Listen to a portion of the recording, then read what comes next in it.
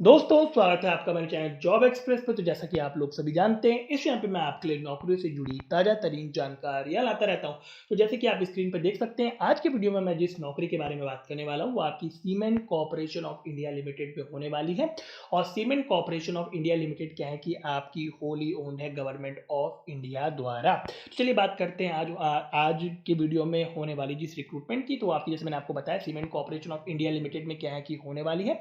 और इस रिक्रूटमेंट में क्या है कि आपकी दो तरह की पोस्ट क्या है कि होने वाली है। तो पहली पोस्ट हो गई आपकी इंजीनियर्स की पोस्ट, और दूसरी पोस्ट जो आपकी होने वाली है वो ऑफिसर्स की पोस्ट क्या है कि होने वाली है।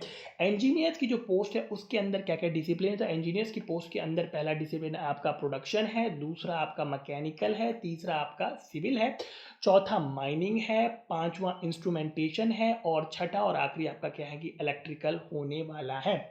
वहीं अगर मैं ऑफिसर्स पोस्ट के अंदर बात करूं कि कौन कौन से डिसिप्लिन है, तो पहला आपका मटेरियल मैनेजमेंट है, दूसरा क्या है कि आपका मार्केटिंग होने वाला है, इसके अलावा finance and accounts, human resource, company secretary, राजभाषा अधिकारी, और लास्ट जो पोस्ट ऑफिसर्स के अंदर जो डिसिप्लिन आपका होने वाला है, लास्ट डिसिप्लिन वो क्या है कि आपका लीगल होने वाला है। तो दो तरह की पोस्ट है, इंजीनियर और ऑफिसर की, और क्या क्या डिसिप्लिन है वो मैंने आपको बता दिए। तो चलिए देर किस बात की, शुरू करते हैं आज का वीडियो और जानते हैं और अधिक detail cement corporation of India limited में होने वाली इस रिक्रूटमेंट के बारे में। तो सबसे पहले चलेंगे आपकी ऑफिशियल वेबसाइट से ऑफिशियल वेबसाइट पे वापस, क्योंकि यहाँ से मैं आपको खोल के दिखाऊंगा कि ऑफिशियल नोटिफिकेशन आप किस तरह ढूंढ सकते हैं।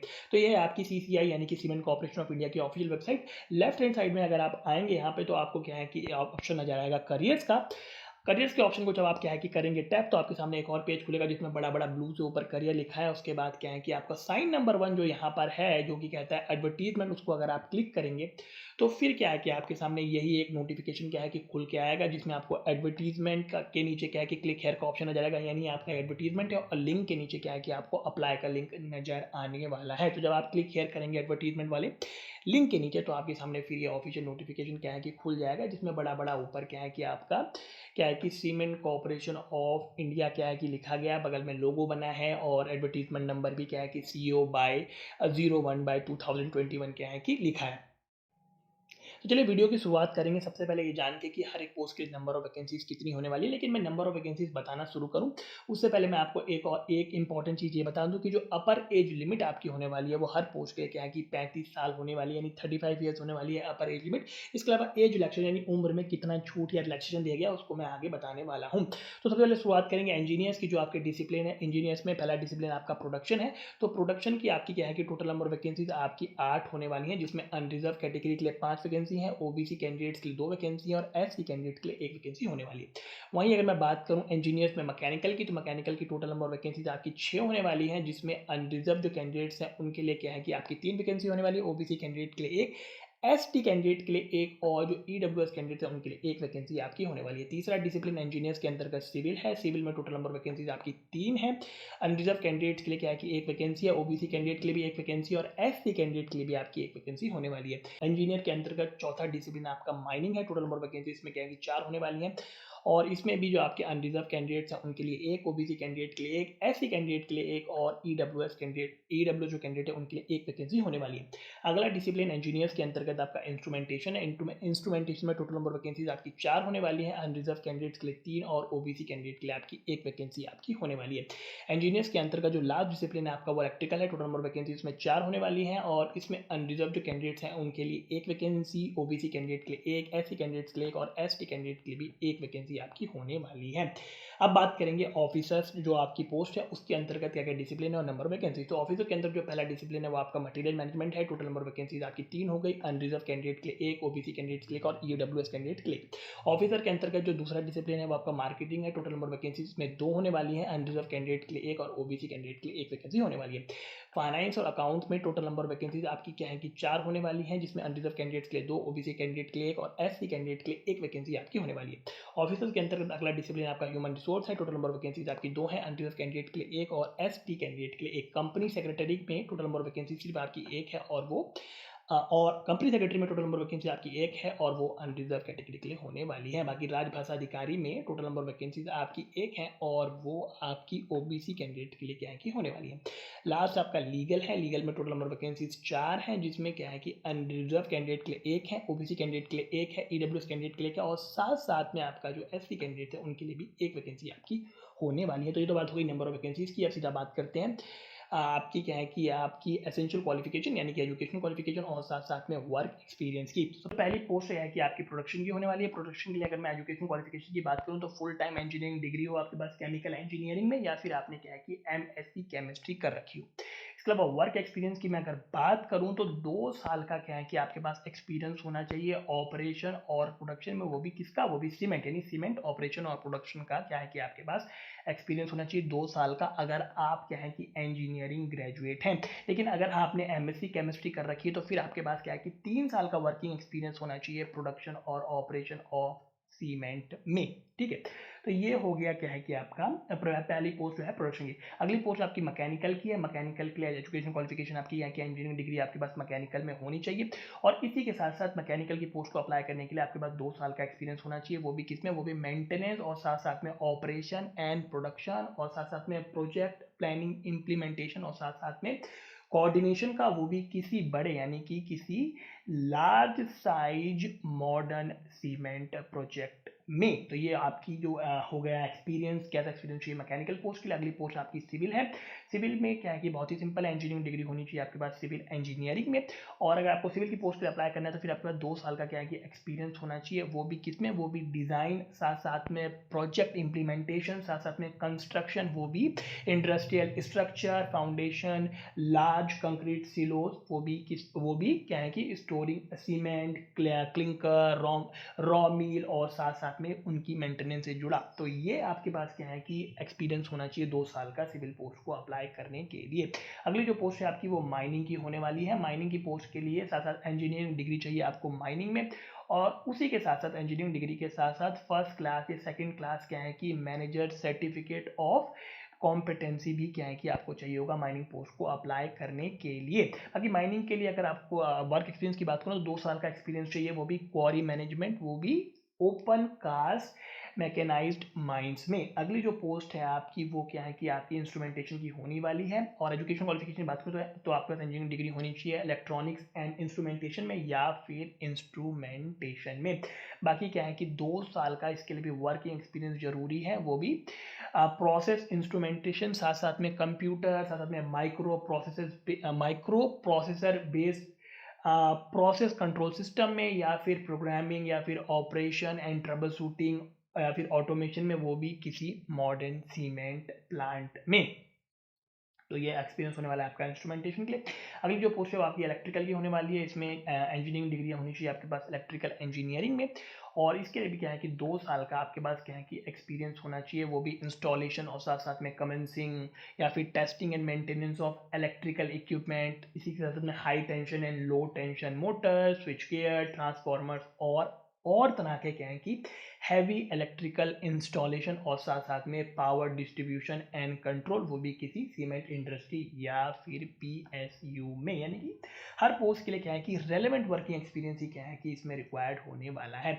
अगली जो पोस्ट है आपकी वो क्या है कि आपकी मटेरियल मैनेजमेंट की होने वाली है। तो मटेरियल मैनेजमेंट की पोस्ट के लिए आपके पास इंजीनियरिंग डिग्री हो, या फिर क्या है कि इंजीनियरिंग डिग्री हो आपके पास, या फिर पोस्ट ग्रेजुएट डिग्री या डिप्लोमा हो आपके पास मटेरियल मैनेजमेंट में ग्रेजुएशन डिग्री के साथ, यानी कि इंजीनियरिंग डिग्री या फिर पोस्ट ग्रेजुएट डिग्री या पोस्ट ग्रेजुएट डिप्लोमा हो आपके पास मटेरियल मैनेजमेंट में, और उसी के साथ साथ क्या है कि ग्रेजुएट डिग्री तो आपके पास होनी चाहिए। इसके अलावा मटेरियल मैनेजमेंट अगर आपको अप्लाई करना है तो 2 साल का एक्सपीरियंस आपके पास होना चाहिए मटेरियल मैनेजमेंट में, वो भी किसी मैन्युफैक्चरिंग कंपनी या फिर पीएसयू में। अगली जो पोस्ट है आपकी वो मार्केटिंग की होने वाली है। तो मार्केटिंग के लिए क्या है कि आपके पास 2 साल वाला फुल टाइम 2 साल वाला क्या है कि एमबीए मार्केटिंग या उसके बराबर आपने पढ़ रखा हो, और उसी के साथ साथ में क्या है कि मार्केटिंग ऑफ सीमेंट में आपके पास 2 साल का एक्सपीरियंस होना चाहिए। फाइनेंस एंड अकाउंट आपकी अगली पोस्ट है, तो इसके लिए क्या है कि आपके पास सीए हो या फिर ICAWA हो या फिर 2 साल वाला फुल टाइम MBA आपने फाइनेंस में कर रखा हो, और इसी के साथ साथ क्या है कि आपके पास एक्सपीरियंस होना चाहिए 2 साल का, वो भी फाइनेंस या फिर अकाउंट में, वो भी किसी जो रेपुटेड कंपनी है उसमें। अगली जो पोस्ट है आपकी वो ह्यूमन रिसोर्स की है। ह्यूमन रिसोर्स के लिए जो आपका क्या है कि आपका एजुकेशन क्वालिफिकेशन चाहिए वो 2 साल वाला आपके पास MBA हो या फिर PG डिग्री या डिप्लोमा या फिर MSW हो आपके पास HR में या फिर पर्सनल मैनेजमेंट में या फिर लेबर वेलफेयर में या फिर IR में, और इसी के साथ साथ क्या है कि आपके पास 2 साल का एक्सपीरियंस होना चाहिए HR में या फिर इंडस्ट्रियल रिलेशन में या फिर वेलफेयर लेबर लॉज में या फिर एडमिनिस्ट्रेटिव फंक्शन में, वो भी किसी कंपनी जो रेपुटेड कंपनी है उसमें। इसके अलावा जो आपकी अगली पोस्ट है आपकी वो क्या है कि कंपनी सेक्रेटरी की है, तो इसमें तो सीधा दे रखा है कि मेंबरशिप हो आपके पास, वो भी institute of company secretaries of India की, और इसी के साथ साथ क्या है कि 2 साल का एक्सपीरियंस हो आपके पास कंपनी सेक्रेटेरियल प्रैक्टिस में, वो भी किसी कंपनी जो रेपुटेड कंपनी है उसमें। अगली जो पोस्ट है आपकी वो राजभाषा अधिकारी की, तो राजभाषा अधिकारी के लिए अगर मैं एजुकेशन क्वालिफिकेशन की बात करूं तो इसमें 2 तरह की एजुकेशन क्वालिफिकेशन को अलाउ किया। पहला तो ऑप्शन ये है कि पोस्ट ग्रेजुएशन हो आपके पास हिंदी में और इंग्लिश आपके पास सब्जेक्ट हो ग्रेजुएशन लेवल पे, या फिर पोस्ट ग्रेजुएशन हो आपके पास इंग्लिश में और हिंदी आपके पास एज अ सब्जेक्ट हो ग्रेजुएशन लेवल पे, और इसी के साथ 2 साल का एक्सपीरियंस हो आपके पास ट्रांसलेशन में, वो भी हिंदी से इंग्लिश और साथ साथ में इंग्लिश से हिंदी में किसी रेपुटेड कंपनी में। लास्ट जो पोस्ट बची वो आपकी लीगल की है, तो लीगल के लिए बहुत ही सिंपल है कि आपके पास क्या है कि ग्रेजुएशन के साथ साथ 3 साल वाली जो फुल टाइम LLB डिग्री हो या फिर जो 5 साल वाली इंटीग्रेटेड LLB डिग्री होती है वो आपके पास होनी चाहिए। इसके अलावा क्या है कि आपके पास 2 साल का एक्सपीरियंस हो, वो भी कमर्शियल और इंडस्ट्रियल लॉ का, या फिर आपको जानकारी हो प्रोसीजर्स की, वो भी कोर्ट्स, ट्रिब्यूनल, आर्बिट्रल बेंच की, वो भी किसी रेपुटेड कंपनी या PSU में। इसके अलावा इसमें जो आप एज अ जो एक्सपीरियंस है आपका प्रैक्टिसिंग लॉयर का, वो क्या है कि कंसिडर नहीं किया जाएगा। इसके अलावा मैं आपको बता दूं कि ये जो आपकी रिक्रूटमेंट है वो फिक्स टर्म कॉन्ट्रैक्ट बेसिस पे है, यानी कि कॉन्ट्रेक्चुअल आपकी ये जॉब होने वाली है। इनिशियली जो आपका क्या है कि कॉन्ट्रैक्ट होगा वो 1 साल यानी कि 1 ईयर का होगा, जिसको क्या है कि आपका 2 साल और बढ़ाया जा सकता है, यानी कि 1 साल का इनिशियल कॉन्ट्रैक्ट होगा जिसको क्या है कि 2 साल और बढ़ा के 3 साल तक क्या है कि आपका किया जा सकता है। इसके अलावा अगर मैं बात करूं कुछ और इम्पॉर्टेंट चीज़ों की, तो उसमें से एक इम्पॉर्टेंट चीज़ तो आपकी ये हो गई कि एज में कितना रिलैक्सेशन दिया गया है। तो अपर एज लिमिट में क्या है कि 5 साल का रिलैक्सेशन आपका दिया गया है SC/ST कैंडिडेट्स को, और 3 साल का एज रिलैक्सेशन मिलने वाला है OBC नॉन क्रिमिनल कैंडिडेट्स को, वो भी उन पोस्टों के लिए जो कि क्या है कि उनके लिए आपकी क्या है कि रिजर्व रखी गई है, रिजर्व की गई है। इसके अलावा एक और इम्पॉर्टेंट चीज़ जो आपको ध्यान रखनी है वो है एम्प्लॉयमेंट स्टेटस। इसमें आपको क्या है कि 2-4 चीज़ें देखने को मिलेंगी। पहली चीज़ तो ये है कि जो आपका एक्सपीरियंस है वो पोस्ट क्वालिफिकेशन के एक्सपीरियंस ही क्या है कि होना चाहिए। इसके अलावा क्या है कि जो लास्ट डेट है एप्लीकेशन को अप्लाई करने की, उस तारीख तक आपके पास जो एजुकेशन क्वालिफिकेशन है और एक्सपीरियंस क्या है कि आपके पास होना चाहिए। और इसी के साथ साथ क्या है कि जब आपका इंटरव्यू होगा उस समय क्या है कि आपका जो पहला एक्सपीरियंस है उसमें जो आपकी जो लास्ट ड्रॉन सैलरी है, यानी कि आप कम से कम क्या है कि 20,000 रुपये प्रति महीने से ज़्यादा आप कमा रहे होने चाहिए। पिछले एक्सपीरियंस जो आपके पास जिस भी कंपनी में आपने काम किया उसमें क्या है कि आप 20,000 रुपये प्रति महीना के से ज़्यादा आप कमा रहे होने चाहिए, जबकि आपका क्या है कि इंटरव्यू होगा, इंटरव्यू के समय आप 20,000 रुपये से प्रति माह से ज़्यादा क्या है कि आप कमा रहे होने चाहिए। और इसी के साथ साथ में क्या है कि उसका आपको क्या है कि 3 महीने की सैलरी स्लिप भी एज अ प्रूफ सबमिट करनी होगी जब आपका क्या है कि इंटरव्यू या डॉक्यूमेंट वेरिफिकेशन आपका होने वाला है। तो ये 3 इंपॉर्टेंट चीज़ें थी। इसके अलावा सिलेक्शन प्रोसीजर के बारे में बात करूँ तो सिलेक्शन प्रोसीजर क्या है कि आपका सिलेक्शन प्रोसीजर में क्या है कि क्या है कि कैंडिडेट्स को पहले शॉर्टलिस्ट किया जाएगा और शॉर्टलिस्ट के बाद क्या है कि उनका इंटरव्यू होने वाला है, यानी कि पहले कैंडिडेट को शॉर्टलिस्ट किया जाएगा और शॉर्टलिस्ट के बाद ही क्या है कि उनका इंटरव्यू, और इंटरव्यू के बाद ही उनका क्या है कि आपका डॉक्यूमेंट वेरिफिकेशन क्या है कि होने वाला है। इसके अलावा जो कट ऑफ डेट है आपकी सब चीज़ों के लिए, यानी कि एज के लिए, क्वालिफिकेशन और एक्सपीरियंस के लिए, वो आपकी क्या है कि 30/6/2021 यानी कि 30th जून 2021 यानी कि 30 जून 2021 क्या है कि होने वाली है। इसके अलावा मैं आपको बता दूं कि इस रिक्रूटमेंट में किसी भी तरह की आपकी क्या है कि एप्लीकेशन फीस आपकी नहीं होने वाली है, कोई भी एप्लीकेशन फीस नहीं है। और ऑनलाइन एप्लीकेशन अप्लाई करने की जो लास्ट डेट है वो आपकी 30/6/2021 यानी कि 30 जून 2021 आपकी होने वाली है। इसके अलावा दोस्तों आप सभी जानते हैं कि भारत में ढेर सारी नौकरी निकलती है और हर एक नौकरी को वीडियो के माध्यम से कवर नहीं कर पाता हूं, तो इसलिए मैंने स्मार्टली डिजाइन किया है जॉब एक्सप्रेस का पेज कोरा पे। कोरा आपका सोशल मीडिया प्लेटफॉर्म है। कोरा के अलावा अगर आप कोरा इस्तेमाल नहीं करते तो आप फेसबुक पे मेरा जॉब एक्सप्रेस का पेज फॉलो कर सकते हैं। इन दो पेजेस पे मैं रोजाना ताजा तरीन नौकरियों की जानकारी आपकी क्या है कि डालता रहता हूँ, तो जाके जरूर आप फॉलो करें जॉब एक्सप्रेस का मेरा पेज कोरा और फेसबुक पे। इसके अलावा जो मैंने आपको बताया आज सीसीआई यानी कि सीमेंट कॉर्पोरेशन ऑफ इंडिया में होने वाले रिक्रूटमेंट के बारे में, तो आपकी सुविधा और अधिक आपकी सुविधा के लिए मैंने क्या है कि आपका जो ऑफिशियल नोटिफिकेशन है या आपका जो ऑफिशियल नोटिफिकेशन है उसका लिंक क्या है कि मैंने आपको डिस्क्रिप्शन बॉक्स में क्या है कि दिया है, और इसी के साथ साथ में जो सीमेंट कॉर्पोरेशन ऑफ इंडिया की ऑफिशियल वेबसाइट है उसका लिंक और अप्लाई का लिंक भी मैंने आपको डिस्क्रिप्शन बॉक्स में दिया है। ऑफिशियल नोटिफिकेशन, ऑफिशियल वेबसाइट और अप्लाई का लिंक, तीनों लिंक मैंने आपको डिस्क्रिप्शन बॉक्स में दिए हैं। तो दोस्तों चलिए खत्म करते हैं आज का वीडियो। अगर आपको आज का वीडियो का इन्फॉर्मेटिव तो दीजिए इसे लाइक, शेयर कीजिए अपने सारे दोस्तों के साथ और सब्सक्राइब जरूर कीजिए मेरा चैनल जॉब एक्सप्रेस, ताकि आपको नौकरी से जुड़ी ताजा तरीन जानकारी मिलती रहे। इसके अलावा मैं मिलता हूँ आपसे अगले वीडियो में किसी और बेहतरीन नौकरी के साथ। तो आपका आज का वीडियो देखने के लिए बहुत बहुत धन्यवाद।